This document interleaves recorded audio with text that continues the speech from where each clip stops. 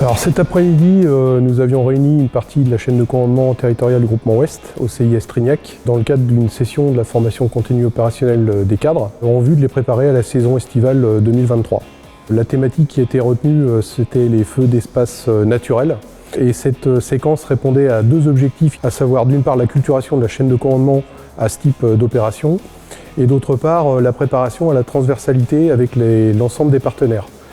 En fait, ma participation à cet exercice, elle correspond aux enseignements directs du rétex de la saison 2022, à savoir que la gendarmerie a été engagée sur beaucoup de feux aux côtés des camarades pompiers, avec un rôle de concourant dans cette thématique. Et donc plusieurs enseignements en sont ressortis, le fait qu'il fallait qu'on se connaisse mieux pour pouvoir travailler plus efficacement le jour J de manière beaucoup plus fluide. Moi, ça me permettait aussi de mieux connaître les modes d'action et la manière dont les pompiers abordent ce genre de situation,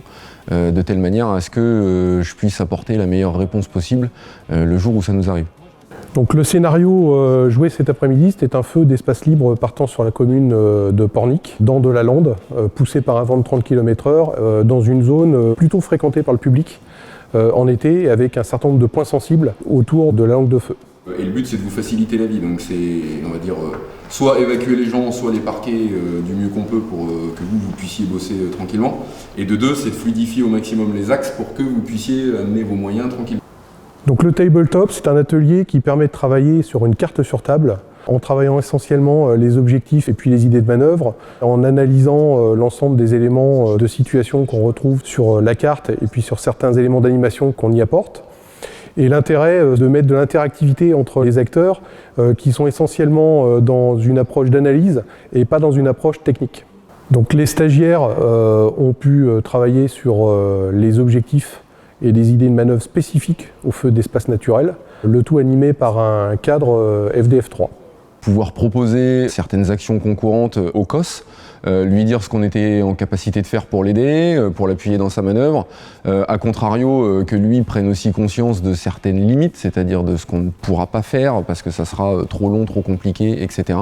Aussi qu'il acquiert le réflexe de nous incorporer dans sa manœuvre lorsqu'il doit lutter contre le feu,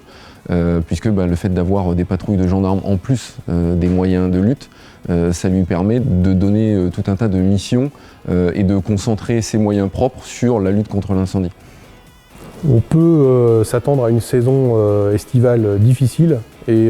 l'atelier travaillé aujourd'hui contribue à la préparation opérationnelle des cadres du SDIS.